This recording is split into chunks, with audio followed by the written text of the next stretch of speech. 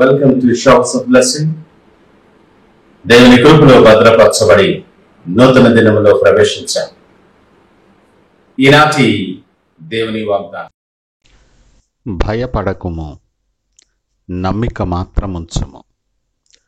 Do not be afraid, just believe. Mark సువార్త 5వ అధ్యాయం 36వ వచనం. Praise God. ఈ నూతన దినములో దేవుడు మీ కొరకు సిద్ధపరిచిన ప్రతి దీవెన ఆకాశపు వాకెళ్ళు విప్పి మీ మీద కృమ్మరించునుగాక. మరి యొక్క నూతన దినాన్ని ఆరంభిస్తున్న నేపథ్యంలో ప్రేమ కలిగిన వాగ్దానము ద్వారా దేవుడు మనల్ని దర్శిస్తూ ఉన్నాడు.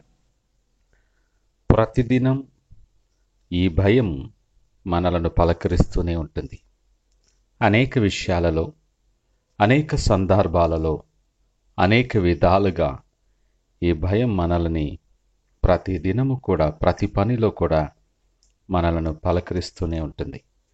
ఒక్కొక్కసారి భవిష్యత్తును చూసి, భవిష్యత్తును తలంచుకొని, జరగబోయే పరిణామాలు ఊహించుకొని మనం భయపడతాం.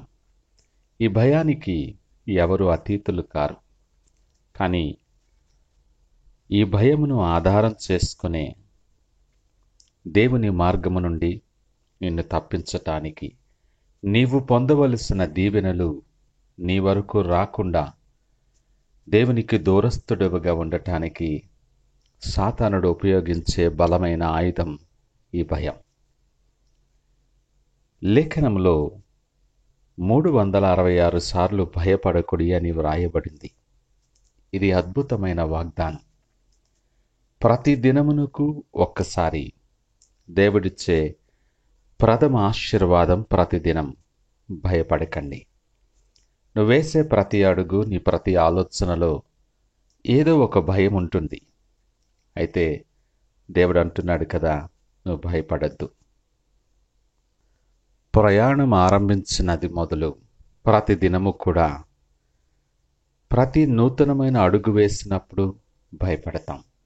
ఎందుకంటే ఈ నూతనమైన అడుగు ఎటువైపు వెళ్తుందో, ఎంత క్షేమమో మనకు తెలియదు.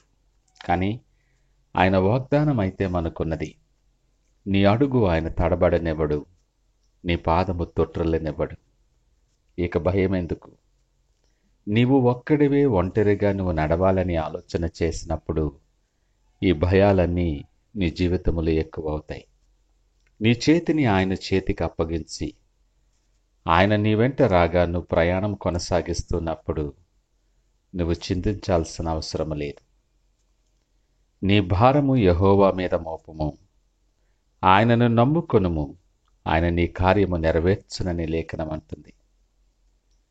ఎప్పుడైతే నీ భారాన్ని, ఎప్పుడైతే నీ సమస్యని, ఎప్పుడైతే నీ ఇరుక్కుని, నీ ఇబ్బందిని ఆయన చేతికి అప్పగిస్తావో, నీ ప్రవర్తన అంతటి యందు ఆయన అధికారానికి నీవు ఒప్పుకుంటావో, నీకు మేలుకరమైన రీతిలో, ఆయన చిత్తానుసారమైన మార్గములో ఆయన చేయి పట్టి నడిపించే దేవుడు.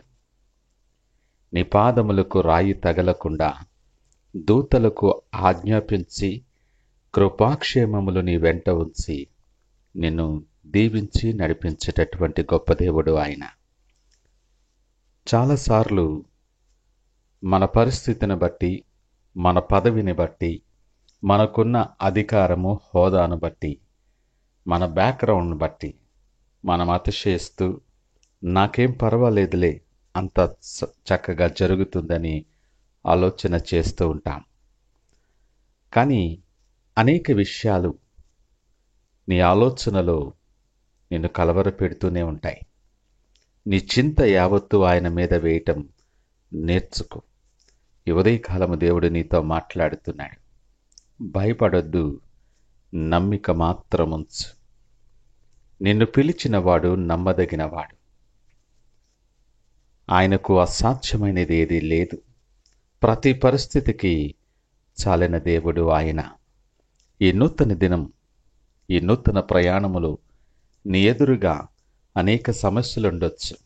నీ ఎదురుగా ఇరుకులు, ఇబ్బందులు ఉండొచ్చు. కొలిక్కి రానటువంటి సమస్యలు నీకు సవాలుగా ఎదురుగా ఉండుండొచ్చు. కానీ నువ్వు భయపడక్కరలేదు. నీ పక్షమున యుద్ధము చేయవాడు నీతో పాటు ఉన్నాడు. నీ శత్రువుతో ఆయన యుద్ధము చేయబోతూ ఉన్నాడు. నీవు నమ్మి నీ చేతిని ఆయనకు అప్పగించు. నమ్మి నీ కార్యాన్ని ఆయన చేతికి అప్పగించు. నీవు నమ్మి నీ మార్గాన్ని ఆయన చేతికి అప్పగించు. సరళమైన మార్గాలలో, దీవెనకరమైన మార్గాలలో నడిపించి నువ్వు ఇంతవరకు ఎరుగినటువంటి నెమ్మది, సమాధానము, సంతోషం, సమృద్ధి నీ జీవితంలో అనుగ్రహిస్తాడు. నమ్ముచున్నవా? ఈ దినము దేవుడు పిలుపునిస్తూ ఉన్నాడు. భయపడద్దు, నమ్మిక మాత్రముంచు. ఈ నూతన దినములో ఆయన యందు నమ్మిక ఉంచి, ఎందుకో తెలుసా, విశ్వాసము లేకుండా ఆయనకి ఇష్టడై ఉండుట అసాధ్యం. ఆయనను నమ్ముకుంటే, ఆయన యందు విశ్వాసం ఉంచే, ఆయనకు ఇష్టడైన బిడ్డగా నీవుంటావు. నీ మార్గాలు సరళము చేసి సిద్ధపరిచిన ఆశీర్వాదాలు నీ మీద కృమ్మరిస్తాడు. అవి స్వతంత్రించుకునేలాగున ప్రార్థనతో ఈ దినాన్ని ఆరంభించుకుందాం. మహోన్నతుడు, నమ్మకమైన మా యేసయ్య స్తోత్రాలు. ఈ నూతన దినాన్ని మేము ఆరంభిస్తున్న నేపథ్యంలో అనేకమైన భయాలు మమ్మల్ని వెంటాడుతూనే ఉన్నాయి. ఈ దినము మాతో మీరు సూటిగా మాట్లాడారు. భయపడొద్దు, నమ్మిక మాత్రం ఉంచు. మా ప్రతి భయము నుండి విడుదల కలిగించువాడవని నమ్మి నీ తట్టు చూస్తూ ఉన్నా. ఇదిగో మా చేతిని నీ చేతులకు అప్పగిస్తూ ఉన్నా. మా కొరకు ఏది మేలైనదో, ఏది ఉత్తమమైనదో, ఏది నీ చిత్తానుసారమైన మార్గాన్ని మాకు సిద్ధపరిచి ఉన్నారని మీకు వందనాలు.